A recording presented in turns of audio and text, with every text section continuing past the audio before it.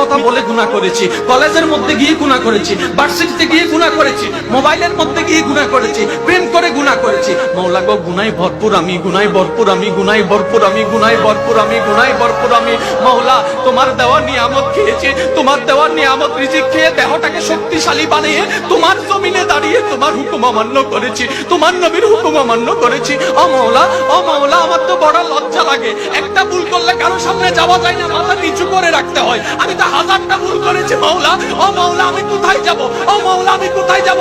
আল্লাহ পাক বলে, বান্দারে পৃথিবীর শ্রেষ্ঠ উদাহরণ মায়ার জন্য, মমতার জন্য, দরদের জন্য, মমতার জন্য মায়ের উপমা দেওয়া হয়, মায়ের উপমা দেওয়া হয়।